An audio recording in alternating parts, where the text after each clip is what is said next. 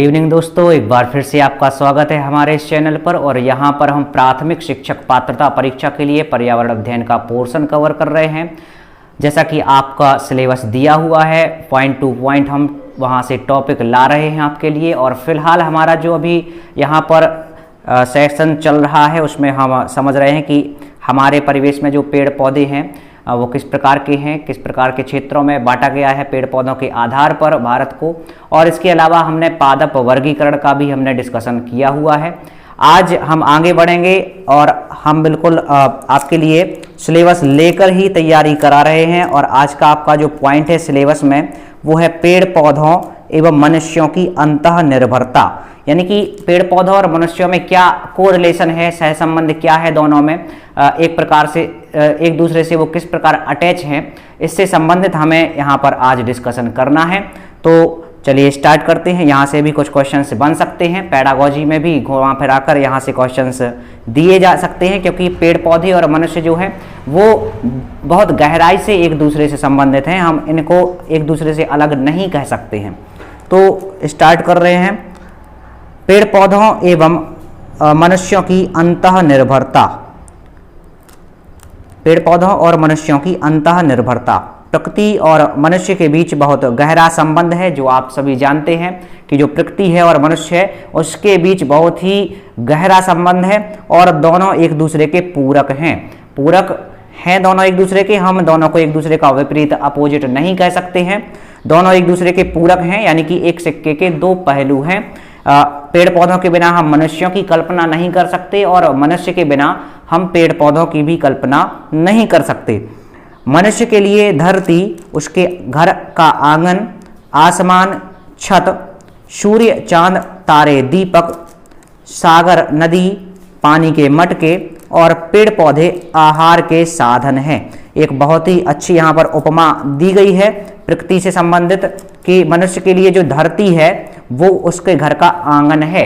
जिस प्रकार घर का आंगन होता है उसी प्रकार से धरती जो है मनुष्य के पूरे मनुष्य जाति के घर का एक आंगन है। जो आसमान है वो एक प्रकार से छत है और सूर्य, चंद्रमा और तारे जो दिखाई देते हैं वो एक प्रकार से रोशनी का काम करते हैं, तो ये दीपक की तरह है। और सागर, नदी जो है वो पानी के मटके हैं, मटके में पानी भरा हुआ होता है और उससे पानी की पूर्ति की जाती है। इसी तरह से सागर और नदी मनुष्य के लिए पानी की सप्लाई करते हैं और इस कारण से इनको पानी का हम मटका कह सकते हैं। इसके अलावा पेड़ पौधे जो हैं वो आहार के साधन हैं। इतना ही नहीं, मनुष्य के लिए प्रकृति से अच्छा गुरु नहीं है। ये बहुत अच्छी बात यहाँ पर लिखी हुई है। सबसे बड़ा जो गुरु है वो मनुष्य का प्रकृति है, क्योंकि प्रकृति से ही हमें हर चीज सीखने को मिलती है। हमारा जन्म जो हुआ है वो प्रकृति में हुआ है, पर्यावरण के अंतर्गत ही हुआ है। और मृत्यु भी जब होती है तो वो प्रकृति के वातावरण में, प्राकृतिक वातावरण में रहते हुए ही हमारी मृत्यु होती है। और हम जो भी अपने परिवेश के चारों ओर है जो भी सीखते हैं वो हम प्रकृति के माध्यम से ही सीख पाते हैं। इस कारण से प्रकृति से अच्छा कोई भी गुरु नहीं है। प्रकृति हमें यही शिक्षा देती है कि हमें हर चीज का बिल्कुल सीमित तरीके से उपयोग करना चाहिए और उसका दोहन नहीं करना चाहिए। अगर हम संतुलित मात्रा में प्रकृति का उपयोग करते हैं तो हमारे मानव समाज में भी संतुलन बना रहेगा। परंतु यदि हम प्रकृति का संतुलन बिगाड़ देते हैं तो प्रकृति भी हमारा संतुलन बिगाड़ सकती है, जो कि अभी आप सभी अच्छे से देख पा रहे होंगे। तो इस कारण से कहने का तात्पर्य यह है कि हमें प्रकृति के संसाधनों का मितव्ययता पूर्वक उपयोग करना चाहिए, बहुत ही सोच समझकर उसका दोहन करना चाहिए। अंधाधुंध तरीके से प्रकृति के संसाधनों का हमें दोहन नहीं करना चाहिए। आगे लिखा हुआ है, पौधे हवा को शुद्ध करते हैं और वातावरण में ऑक्सीजन की मात्रा को बढ़ाते हैं। जो ऑक्सीजन हम यहाँ पर यूज करते हैं उसको हम प्राणवायु के नाम से भी जानते हैं, क्योंकि मनुष्य सांस लेने के लिए ऑक्सीजन का उपयोग करता है और पौधे जो है वो ऑक्सीजन मुक्त करते हैं। वो कार्बन डाइऑक्साइड ग्रहण करते हैं और उसके बदले में वो ऑक्सीजन हमें प्रदान करते हैं। तो इस प्रकार से पौधे जो हैं वो हवा को शुद्ध करते हैं और वातावरण में ऑक्सीजन की मात्रा को क्या करते हैं, बढ़ाते हैं। पौधे जीवन के लिए भी आवश्यक होते हैं, क्योंकि यह प्रकृति में संतुलन बनाते हैं। तो जो पौधे हैं वो हमारी लाइफ के लिए भी सबसे ज़्यादा इम्पोर्टेंट हैं, क्योंकि इनके बिना हम अपनी कल्पना नहीं कर सकती। केवल पोषण ही प्रदान नहीं करते, केवल भोज्य पदार्थ ही प्रदान नहीं करते, बल्कि ये हमें ऑक्सीजन भी प्रदान करते हैं और जो प्रकृति है उसका संतुलन बनाए रखते हैं। वर्षा कराने में भी ये सहायक होते हैं, मृदा अपरदन और भूस्खलन को भी रोकने में सहायक होते हैं, और जो टेम्परेचर बढ़ रहा है उसको भी कंट्रोल करने का काम पेड़ पौधे करते हैं। पौधे मृदा क्षरण को रोकते हैं और मृदा की उर्वरा शक्ति को भी बढ़ाते हैं। अधिक पेड़ पौधे जब लगे होते हैं तो उनकी जड़ें जो है मिट्टी को जकड़े रहती हैं, अच्छे से पकड़े रहती हैं, और इस कारण से मिट्टी जो है उसका क्षरण नहीं हो पाता है, मृदा का अपरदन नहीं हो पाता है। परंतु यदि अंधाधुंध पेड़ों की कटाई की जाती है तो उस कारण से मृदा का अपरदन भी होने लगता है और मृदा की उर्वरा शक्ति भी घट जाती है। आगे, परिवेश के सौंदर्य को बढ़ाने में कई श्रृंगारिक पौधे विशेष रूप से सहायक होते हैं। पौधे पृथ्वी पर जीवमंडल में विविधता बनाए रखने में सहायक हैं। तो विभिन्न प्रकार के पौधे होते हैं जो देखने में अत्यंत सुंदर होते हैं, मनभावक होते हैं और सुगंध प्रदान करने वाले होते हैं। तो इस प्रकार से ये श्रृंगारिक पौधे कहलाते हैं। और पौधे जो है वो पृथ्वी पर जीवमंडल में विविधता बनाए रखने में भी सहायक होते हैं। जैव विविधता जो बनी हुई है वो बहुत कुछ पौधों के द्वारा डिपेंड है, पौधों के कारण वो जैव विविधता अभी बनी हुई है और प्रकृति का संतुलन बना हुआ है। यदि पौधों को नष्ट किया जाता है तो जैव विविधता पर भी विपरीत प्रभाव पड़ेगा। आगे लिखा हुआ है, विभिन्न पौधों से हमें अनेक प्रकार की औषधियों की प्राप्ति होती है। पौधे हमें जलवायु परिवर्तन से बचाने में मदद करते हैं। तो ये आप सभी भली भांति परिचित होंगे कि पौधों से हमें अनेक प्रकार की औषधियाँ प्राप्त होती हैं।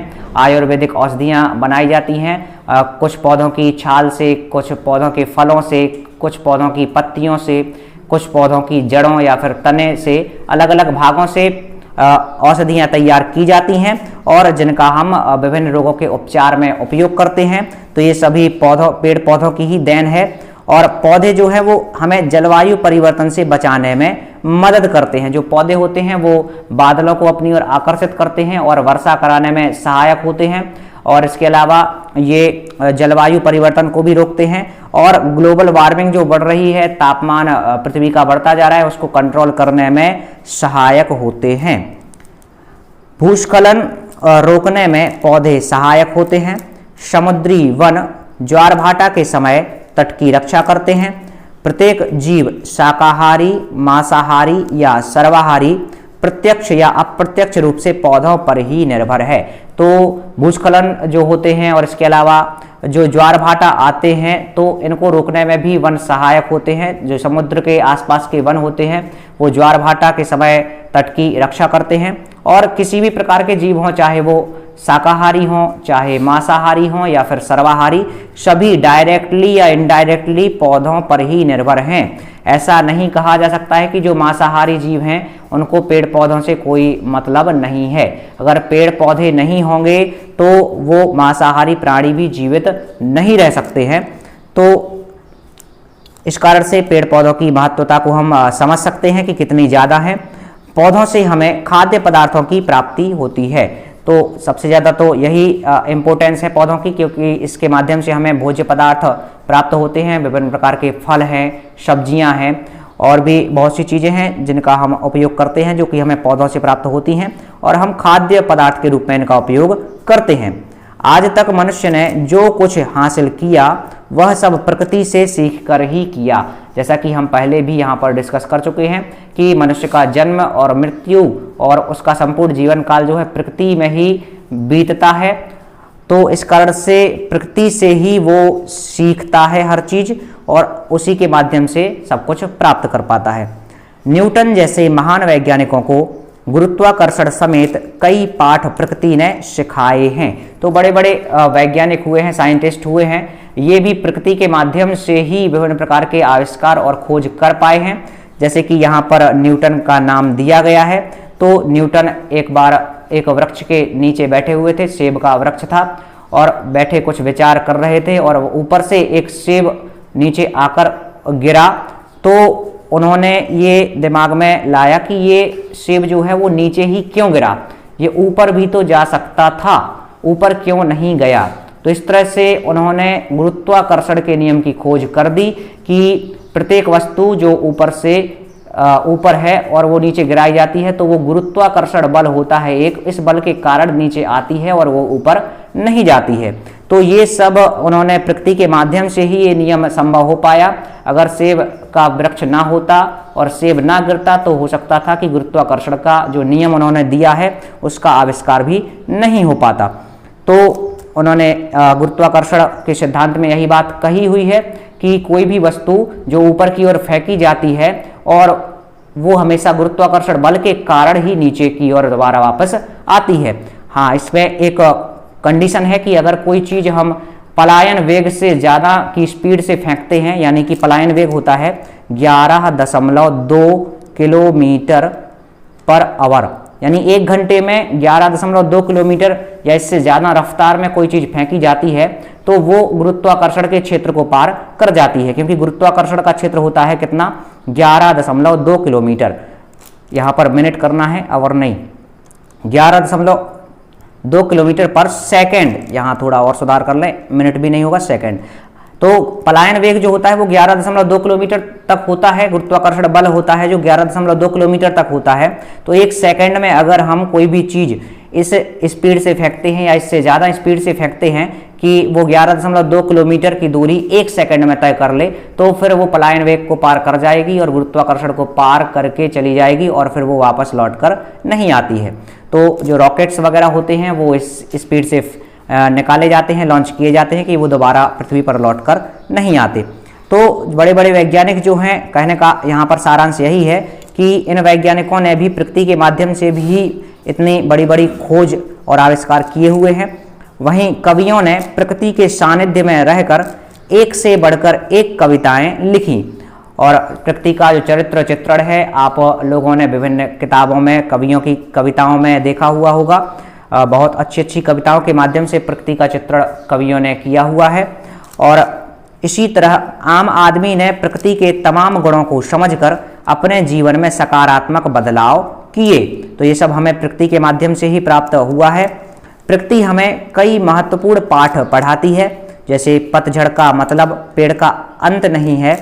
इस पाठ को जिस व्यक्ति ने अपने जीवन में आत्मसात किया उसे असफलता से कभी डर नहीं लगता। तो प्रकृति जो है वो हमें हर तरह से सिखाने का काम करती है और कई महत्वपूर्ण पाठ पढ़ाती है। जैसे यहाँ पर एग्जाम्पल दिया गया पतझड़ का, तो पतझड़ का मतलब ये नहीं है कि पेड़ नष्ट हो गया है या पेड़ का अंत हो गया है, उससे पत्ते झड़ जाते हैं और नए पत्ते निकल आते हैं। तो इस पाठ को जिस व्यक्ति ने अपने जीवन में आत्मसात किया उसे असफलता से कभी डर नहीं लगा। ऐसे व्यक्ति अपनी हर असफलता के बाद विचलित हुए बगैर नए सिरे से सफलता पाने की कोशिश करते हैं। वे तब तक ऐसा करते रहते हैं जब तक सफलता उन्हें मिल नहीं जाती है। तो विभिन्न प्रकार के जो वृक्ष है वो हमें यही शिक्षा देते हैं कि हमें कभी हार नहीं मानना चाहिए। अगर हम एक बार असफल हो जाते हैं तो ऐसा नहीं है कि हम कभी सफल नहीं हो पाएंगे, बार बार हम प्रयास करेंगे तो हम जरूर सफल हो पाएंगे। और एक बहुत बड़े वैज्ञानिक का नाम है थॉमस अल्वा एडिसन, जिन्होंने कि बल्ब का आविष्कार किया हुआ है। वो इतने वीक थे बचपन में कि उनको स्कूल से निकाल दिया गया था टीचर्स के द्वारा और बोल दिया गया था कि ये हमारे स्कूल में पढ़ने लायक नहीं है। लेकिन उनकी माँ ने इस बात को दूसरे तरीके से उनके सामने रखा, एडिसन के सामने। उन्होंने बोला कि आप इतने ज़्यादा इंटेलिजेंट हैं कि ये स्कूल आपके लायक नहीं है, यानी कि आपको और अच्छे स्कूल में जाना चाहिए। तो इस तरह से उन्होंने सकारात्मक सोच विकसित की अपने बालक में और बड़ा होकर यही बालक एक बहुत बड़ा वैज्ञानिक बना जिसने कि बल्ब की खोज की। और आपको बता दें कि इस बल्ब की खोज करने से पहले, सफल आविष्कार होने से पहले 10,000 बार ये बल्ब बनाने में असफल हुए। 10,000 बार असफल हुए, उसके बाद जाकर ये बल्ब का आविष्कार कर पाए। तो अगर आप असफल होते हैं एक बार दो बार तो इसका मतलब ये नहीं है कि आप कभी सफल नहीं हो सकते हैं। तो यही शिक्षा हमें प्रकृति से प्राप्त होती है। इसी तरह फलों से लदे मगर नीचे की ओर झुके पेड़ हमें सफलता और प्रसिद्धि मिलने या संपन्न होने के बावजूद विनम्र और शालीन बने रहना सिखाते हैं। जो वृक्ष होते हैं वो अपने लिए कुछ भी नहीं करते हैं, उनमें किसी तरह का स्वार्थ नहीं छुपा हुआ होता है। वो जितना भी जो कुछ कर रहे हैं वो जीव जंतुओं और मनुष्यों के लिए ही कर रहे हैं।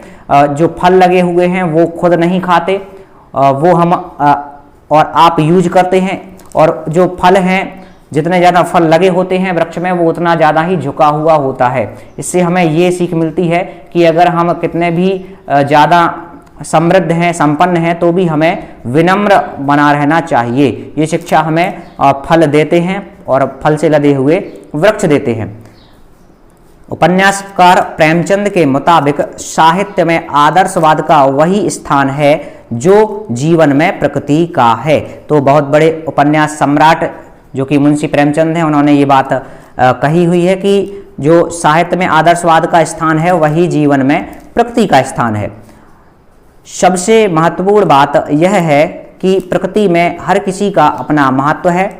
एक छोटा सा कीड़ा भी प्रकृति के लिए उपयोगी है, जबकि मत्स्य पुराण में एक वृक्ष का 100 पत्रों के समान बताया गया है। एक वृक्ष को 100 पत्रों के समान बताया गया है। कहने का तात्पर्य है कि जो प्रकृति है उसमें छोटे से छोटे जीव से लेकर बड़े से बड़े जीव का एक अपना अलग महत्व है। छोटा सा कीड़ा भी प्रकृति के लिए उपयोगी है, और मत्स्य पुराण जो है उसमें एक वृक्ष जो है उसको 100 पत्रों के समान बताया गया है, क्योंकि वो इतनी ऑक्सीजन प्रदान करता है कि 100 लोग आराम से अपना संपूर्ण जीवन यापन उस ऑक्सीजन के द्वारा कर सकते हैं।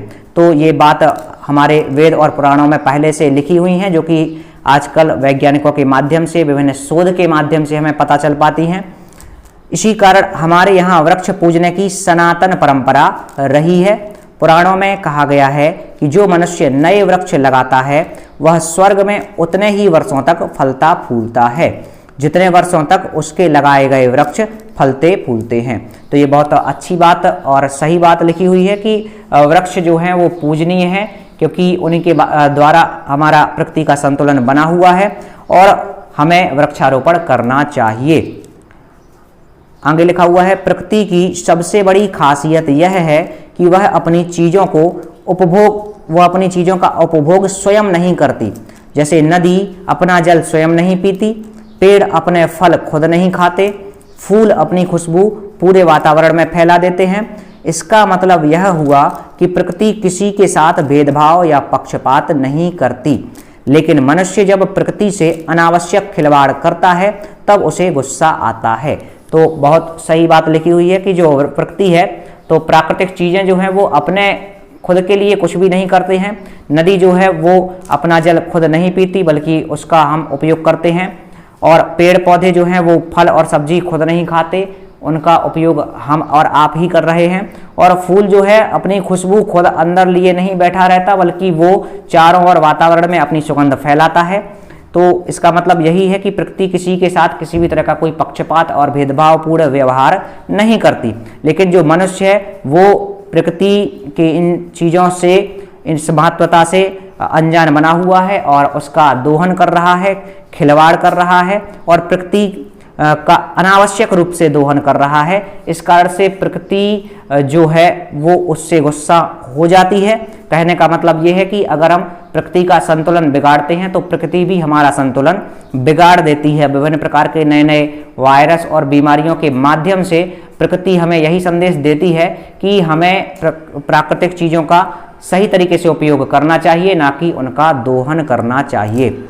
आगे लिखा हुआ है, जिसे वह समय समय पर सूखा, यहाँ पर प्रकृति की बात कही है कि प्रकृति को गुस्सा आता है और जिससे वह समय समय पर सूखा, बाढ़, सैलाब, तूफान के रूप में व्यक्त करते हुए मनुष्य को सचेत करती है। तो ये प्राकृतिक आपदाएं तभी आती हैं जब मानव प्रकृति का अंधाधुंध दोहन करता है और गलत तरीके से उसका इस्तेमाल करता है, तभी समय समय पर सूखा, बाढ़, तूफान और भूकंप जैसी प्राकृतिक आपदाएं घटित होती हैं। तो कहने का सारांश ये है कि बिना पेड़ पौधों के हम मनुष्य की कल्पना नहीं कर सकते हैं। अगर हमें अपना अस्तित्व पृथ्वी पर बनाए रखना है तो हमें पेड़ पौधों का सही तरीके से और प्राकृतिक संसाधनों का सही तरीके से उपयोग करना चाहिए और प्रकृति का साथ देना चाहिए। तो हमारा जो सिलेबस में टॉपिक था, पॉइंट था कि पेड़ पौधों और मनुष्यों की अंतः निर्भरता, तो यहाँ पर ये कंप्लीट होता है। आगे का डिस्कशन नेक्स्ट पार्ट में।